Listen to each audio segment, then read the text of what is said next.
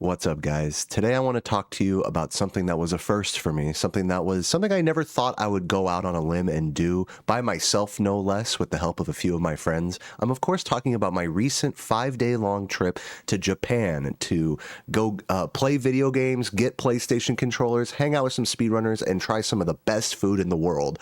Or so I thought that was what was going to happen. There turned out to be a lot of trials and tribulations along the way, making the whole experience kind of a mixed bag for me. So I'll just get into it and talk to you guys about it from the very top. Day one, I was at the airport, and if any of you guys know about international travel, especially going from the US to Japan, it is a very long plane ride and something that you really have to plan out in advance. Before I even signed up for the trip, I had seen Dill Wingo on Twitter talking about, oh, I'm going to be going to Japan with a few friends. And I said, oh, that's so cool. Like, good, have fun. He's like, yeah, if you want to come, feel free. So I was like, yeah, right. Like, I'm not a big traveler myself. So I was just kind of like, like, you guys have fun. But then I thought about it for the rest of that night. And I was like, let me look at some plane tickets, and I eventually found one for a good deal. I hit up Dill and we made it happen. So here I am at the airport. Getting everything all ready, and I get all the way up to security. I'm like 3 hours early for my flight. Like, I don't want to miss this flight, and I get to security, and the guy looks at my passport. He's like, you don't have a flight today, sir. I said, what are you talking about? Like, here's my boarding pass right here. And he says, dude, this is the wrong airport. He showed me on my boarding pass. He was like, you're at the wrong airport, dude. You got to go drive for an hour to the other one here in Washington. I went to Dulles instead of Baltimore. So now I was starting to freak out. I was like, okay, shit. Like, I called Rico, who had dropped me off, bless his heart. Rico was having trouble turning around and finding me, so I just paid $100 and got an Uber and went all the way over to the other airport on the other side of Washington and got there right as my plane was departing. Now, if you guys know anything about travel, you have to get to the plane before it departs, obviously, like well before it departs, so that way they can board the plane and everything. So even if the plane is still there, like, you can be too late. And that's what happened to me. I ran to the fucking gate like at 1,000,000 miles an hour. I was huffing and puffing, stressed, adrenaline pumping. The security line was super long. I had to like cut through people and be like, guys, my plane's leaving, It was some shit right out of a horror movie or something, And so I get to the gate, and of course the guy says, well, you missed your flight, but we'll schedule you for the one tomorrow. Okay. So now begins like the real adventure right now, because I had to spend 24 hours in this airport. And granted, I could have like maybe tried to hit up some family friends and have them take me in, but I was just like, you know what? I'm not going to make a stranger take me in. I'm just going to rough it in this airport for the 24 hours until my flight leaves. Okay. So I go to the bar, I call my mom, I call my girlfriend, I call everyone, kind of update them with what's happening. I have a drink, maybe two, and then I just kind of get up and I start walking around the airport. Now, here is where an interesting kind of step in my journey comes. And it's my first time using credit card enabled airport lounges. Now, to those of you who are experienced travelers, you'll know that if you have a travel credit card, you can get into certain airport lounges for free, which means free food and free drinks. So what do? I find the fucking nearest lounge and I go right in there, and I have a couple more beers and Moscow mules and a bunch of chili and stuff. And I'm just kicking back there, and it's like I'm telling the bartender this whole story, and she's like, oh my god, my heart goes out to you. So okay, I'm having a good time there at the bar, but as the minutes turn into hours, turn into multiple hours, I start to kind of, my initial buzz of the whole situation, the whole adventure kind of wears off, and I actually start to get quite hungover. I remember venturing back out into the terminal multiple times to maybe like go sit down and take a nap in like one of the chairs, or just get my legs moving or something. It started to kind of wear on me after like being in the airport for like 10-ish hours. And come nightfall, the lounge closed. And so I found myself wandering the terminal in this like ghost town sort of vibe, nobody around. And basically all I had to do was be at the ticket counter, in the morning. So what do? I walk all the way out of security, and keep in mind, I'm kind of drunk / hungover at this point. I walk out of security, I walk all the way out, and I'm like cooped up inside this whole time. So I walk all the way out of the terminal, and I walk into the parking garage, I remember, and I'm just kind of just walking around.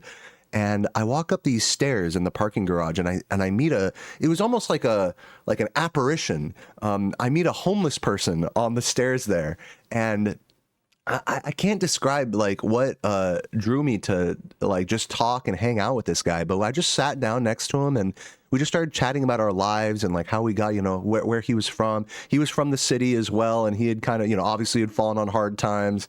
He had like a Mike's Hard Lemonade thing right there, I remember, and so we were just talking about our lives. And I learned from talking to this guy that, we're not so different after all. And I took a sip of his alcohol, which is going to have implications later, I think. So I took a sip of his alcohol and he sort of fell asleep right there. And I walked back to the ticket gate, I should say, and fell asleep right in front of the ticket gate. Not much differently than how he fell asleep on the stairs there. So I wake up. Next morning, I'm hungover. I board my flight. I get going. I make my connection, and I get all the way to Tokyo after like 14 hours of flying after 24 hours of being in an airport. So I'm like fucking already have been through the ringer at this point. I'm barely just getting to Tokyo. I get there, and then it's, to any of you guys who have been to another country, you already know it's like a whole struggle figuring out the public transportation situation. Now, luckily in Japan, they have really nice trains and rail systems there that are really easy to understand, especially if you're using Google Maps that tells you exactly what platform to go to and all that stuff. So it was generally pretty easy to figure out, but I was kind of confused at first, and of course my head is all foggy after all this travel, so I'm kind of playing phone tag with Dill giving me like directions while I'm looking at Google Maps, cross-referencing the shit, and then like wait, am I on the right train? No, and then I get off, and then oh no, actually I was on the right train, and I go back, and it's like, anyways, I get to the fucking basically I get to a place called Nishi Shinjuku, which is where I ended up spending the majority of my time and where our hotel was. Dill Wingo met me up there, and he took me the rest of the way to our hotel, and we get there, and it's funny because I had been like sleeping on and off this whole time, so I wasn't really as tired as you might have thought. I kind of put my stuff down in the hotel room, and Dill was like, well, hey man, you want to go get some food? And I'm still kind of buzzing in a way where I'm like, you know what, hey, we're in Tokyo, like let's go out, let's experience the nightlife a little, like why not? So we go out, and this was kind of mistake number 2. Was going out again. I should have just called it and just gone to sleep. But no, me and Dill, like we walked, like 10 minutes to like this, and we're like in this downtown area of Tokyo. And we walked to a place that serves something called omakase, I believe it's called, which is, if you've ever seen like the guys like at the grill right there, like yelling like, anytime someone walks in, or like tequila. It's one of those places that encourages a lot of drinking. And keep in mind, I had been drinking a lot. Now, I had given myself time to kind of like cool down and go through my whole hangover. But at this point, it's like I'm kind of in this environment again where, they're putting shots in front of me, and these like really carb heavy foods like noodles and eggs with all the shit. It was like teriyaki sauce, so I eat this big heavy thing with noodles and stuff and drink like a couple of shots, and then Dylan and I head back to the room and go to sleep. So the reason I tell you guys about all of these kind of things here, all these steps along the way, is because when I woke up the next morning, I started to feel like, oh shit, I'm starting to get a little bit sick now at this point. And I hadn't actually, like, it's just a cold, but it's like when you get like a cold in another country, your body just is like, my body was just like so like confused the whole time. I remember like I never really adjusted to any circadian rhythm the entire time. So I was still on American time for the entire trip, basically sleeping during the day in Japan and with like little short bursts of napping, and starting to get slowly more and more kind of sick. I never got a fever or anything like that. I didn't have COVID or anything like really serious, but I could feel my nose starting to get stuffed up, and you could probably tell that my voice is a little congested. Anyways, so day 2 starts, and I wake up, and by the way, I'm there with not just Dill Wingo, but with Traub and Burgerlands, those guys were so cool. If you guys don't know, these guys have been, around PlayStation speedrunning for a long time. So it was really nice to get to meet them and to stay with them. It was very gracious of them to take me in.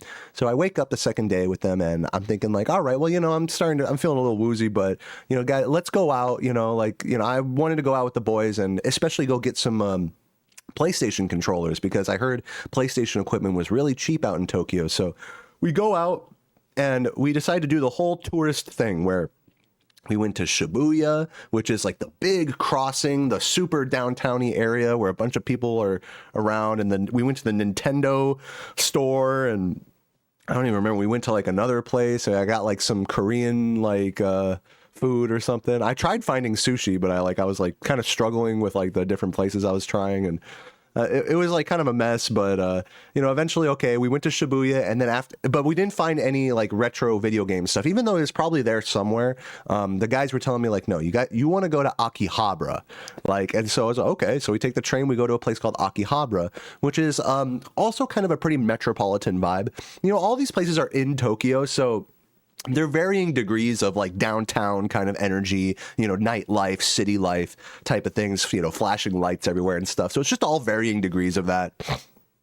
So we get to Akihabara, and this is where you're walking down the street, and the cute like Japanese maid girls are like, oh hello, like take the fucking come into my store and let me scam you type of shit.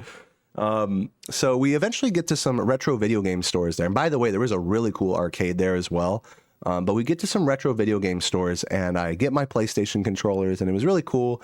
I ended up paying like $20 for like each for like 6 controllers, which I could have spent like a little less. But at this point, like we had been walking around for hours and hours, and I was, kind of starting to get more and more sick as like we were kind of going through, like, my nose getting more stuffed up, and whatnot. And so, I get my controllers, and the guys are still hanging out, and they're like, okay, I'm going to go to this arcade, and I'm going to go to this anime. We went to like some anime stores and stuff with all the figurines and like weeb shit. It was funny. I got Sarah like a cute little plushie, like an anime character that kind of looked like her a little bit. And, yeah, and so the guys are still fucking around, and I'm like kind of starting to really get like tired here. And I'm like, guys, like I'm going to head back to the hotel. And at this point I hadn't had any sushi or anything like that yet, which was one of the reasons I kind of wanted to go, is like to really see what sushi was like in Japan. I'm a big sushi fan. So I stopped before I head back, to the hotel. I tried finding a conveyor belt sushi place, which I found one that was like pretty popular, but when I went in, it was like mega crowded, and I was like getting sick, and I was tired. I was like, I don't want to be around this. Like, this is not the vibe right now for me. I don't want to get other people sick. So I just basically left. And then I went into another conveyor belt sushi place that had like nobody in it, and I think I know why there was nobody in it, because like all the fish that was going around the conveyor belt, it must have done like 50 laps on this conveyor belt. Like no one eating this. Must have been sitting out for a few hours at least. But some of the cuts there were like pretty nice there, and I didn't give myself food poisoning or anything, don't worry. I had some pretty nice fatty salmon and some other stuff that was just okay. It was just kind of forgettable, I would say. And then I went back to the hotel and kind of settled in.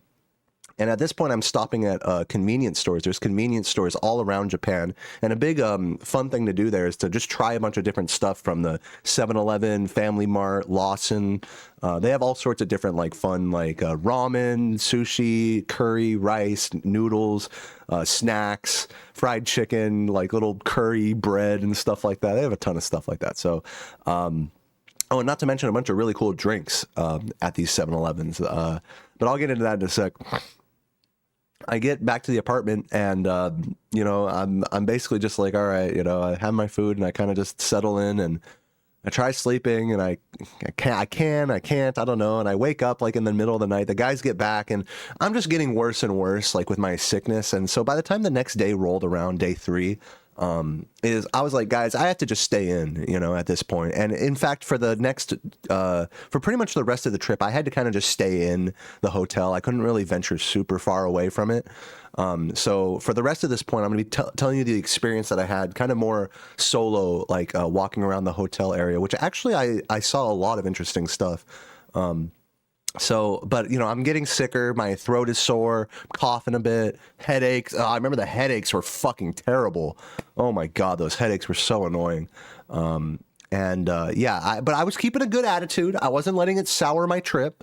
In truth, I think I brought a lot of it onto myself with, really roughing it and, maybe, drinking or eating and, things maybe I shouldn't have, or maybe just, I could have been a little bit more moderate in my approach perhaps. So I'll give it up for that. But, Yeah, so day 3, 4, basically, I just kind of spent walking around, sitting in my hotel room bed, which was like, by the way, it was like so. It wasn't like one of those like traditional Japanese houses where it's like, you kind of like there's like a floor bed, everything. There's like no furniture. It wasn't like that. It was more like a traditional westernized hotel. So I did have like a bed, but it was like it had like no padding on it. It was like I might as well have been sleeping on a piece of wood or something.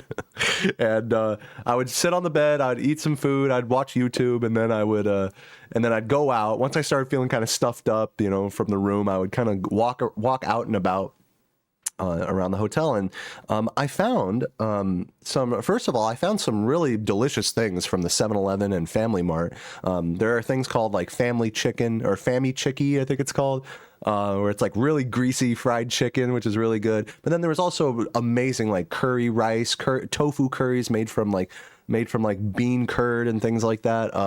I had some really cool like 7-Eleven packaged soups, not like necessarily ramen, but like egg noodle and cabbage and, a really light, oily chicken broth type of thing. And I tried a bunch of different not like a crazy amount, but I tried some different alcohols that were there. They have in Japan, they have a whole different like selection of alcohol where a lot of it just doesn't taste like alcohol at all. It's stuff that's inspired by something called the lemon sour, I learned, which is like a really popular, like it tastes like 7-Up. Like if you mix 7-Up and lemonade, that's what it tastes like. And it's like, it can range anywhere from 3% alcohol to like 9% alcohol.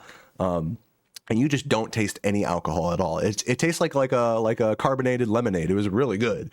And so I'd have some of that, maybe a beer, Again, I'm not going overboard. I maybe had like 3 of these over the whole like trip, But yeah, and I also tried another snack I really liked was squid, not squid cakes, but what is it, like squid fried tempura squid, basically, and that was really good as well. Seaweed too.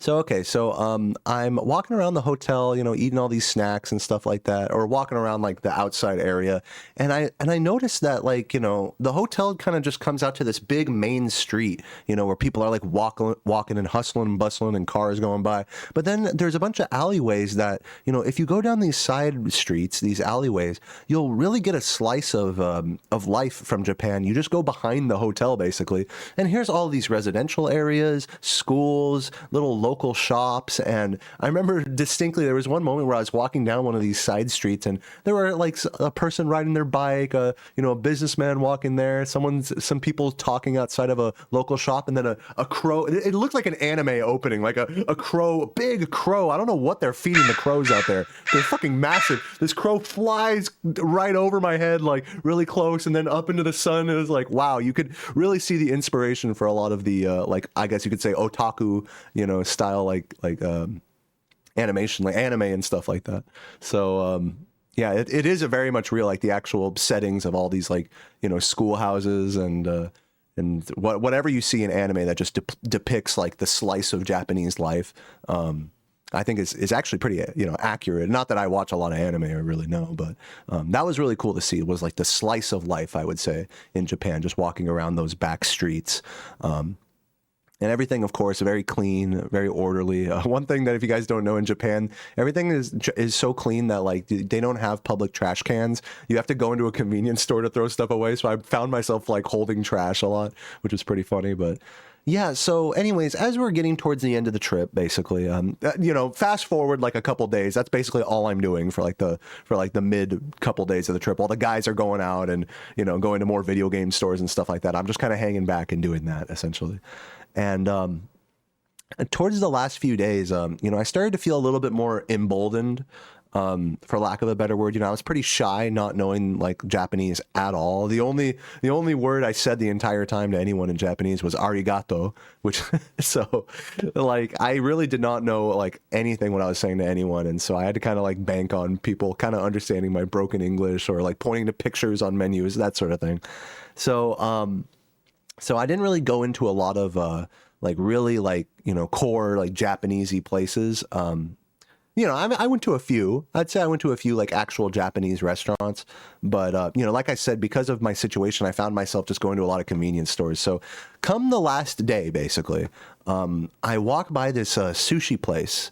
And keep in mind, I haven't really had like really really nice sushi yet. But now keep in mind the whole context of everything. I'm sick. I'm tired. I'm eating convenience store food like all day, and I walk by this sushi place as I'm going down these back alleyways, and I Google Translate the sign, and it says 19 courses of sushi, and there was like no one in there, but you could see the chef right there, and it was like a really kind of upscale thing. It was like 8,000 yen, which was like $60, to have like lunch for like an hour and a half, multi-course meal.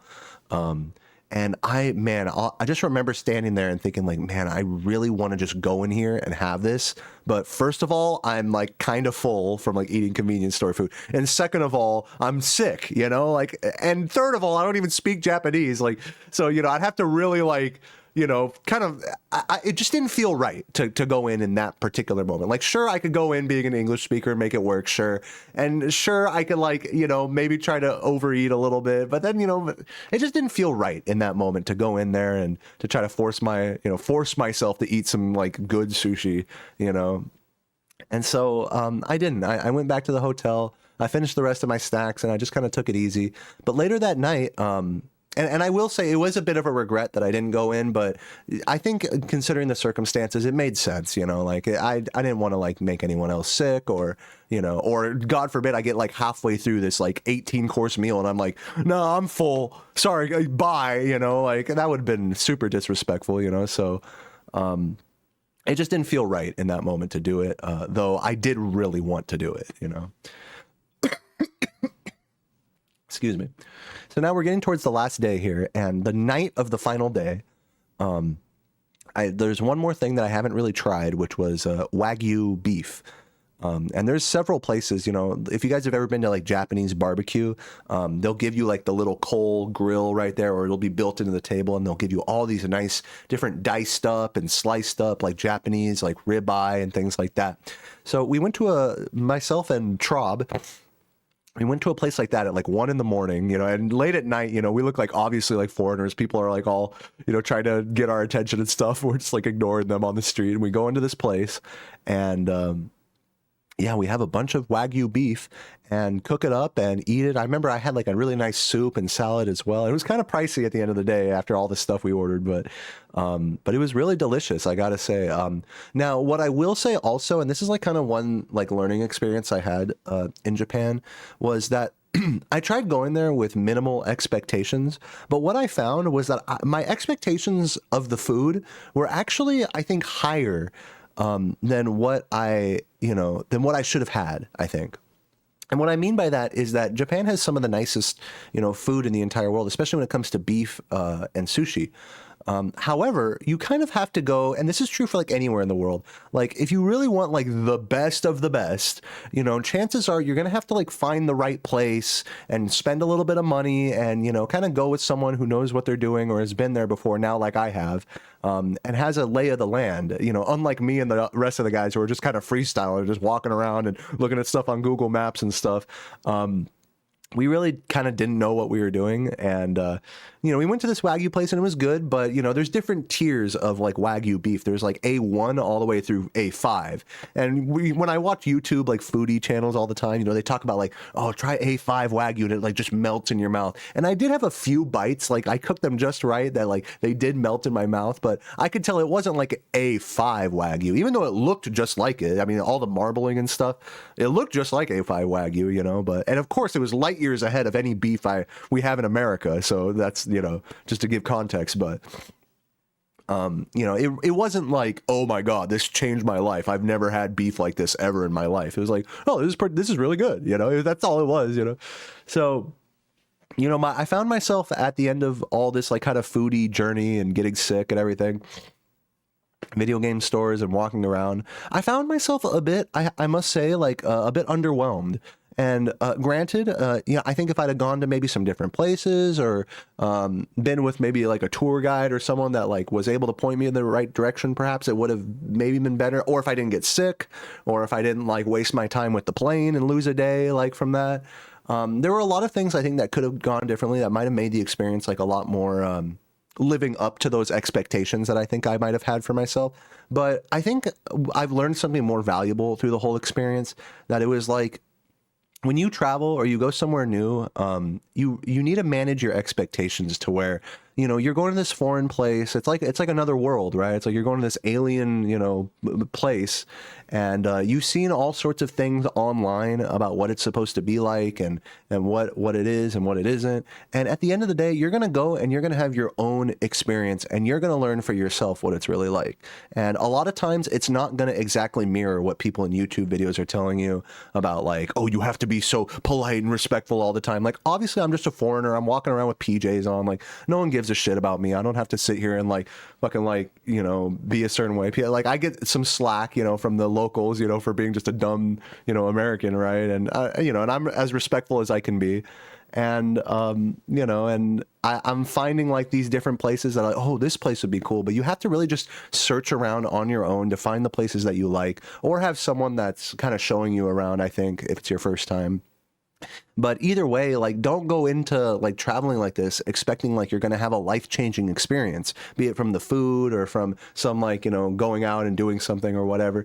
Like, what I found was through the entire experience, despite being sick and all that, it was just another place, like any other city I've been to and grown up in. You know, people like kind of just hustling and bustling and walking around, and you know, one thing I noticed about the general population walking around really quickly and, you know, moving at a million miles an hour, wearing nice suits. Everyone was dressed really nicely, I remember, and wearing nice suits and stuff. And but then, like, if you look a little bit past that initial layer of like, oh wow, everyone seems so busy and like, you know, busy, right? You look a little bit past that. You like go into a convenience store, and then like that feeling of busyness turns into oh, let me look at everything. You know how I'm like looking at everything on the shelf, like trying to decide what to get? Well, so are all the other locals as well. They're like really thinking, you know, taking their time. You know, it's like they're not in as much of a hurry as they make it seem like, I feel like. Well, maybe it's not true. Maybe it's not true for some of them or for all of them, but it was definitely, I felt the facade of like the public face, you know, in Japan. Of people like really trying to seem like, you know, they're more occupied than they really are. Another example of that was like whenever I'd go on the train, you know, people would like, you know, stand, you know, there like really solidly, and but then everyone would be looking at their phone, of course, right? But when you peer over, you know, kind of look at what people are looking at on their phone. Obviously, I'm taller than most people, so you could kind of see like what people are looking at on their phone, and everyone was doing nothing important on their phone. Everyone was playing like a game or, you know, something like that. So it's like, here are all these people looking important and busy, just really not doing a whole lot, you know, which I just found like funny, because I could really relate to that. I don't know. I thought it was cute, and obviously it's not meant to be a generalization. It's just it was just an observation. Anyways, in conclusion, you know, we finish all that up. We check out of the hotel. We excuse me. As you can tell, I'm still a little sick. We head our separate way. You know, we get to the train station, head our separate ways. I get on the plane, or actually I get to the airport really early, and I go to another lounge. Of course, not having learned my lesson, I'm like, you know, pouring myself free beers and lemon sours and having noodles and, you know, McDonald's, you know, Japanese like teriyaki burgers and stuff. And I get on my plane, and I'm like, you know, still a little hungover on the plane again. And I make it back here, and it's all good.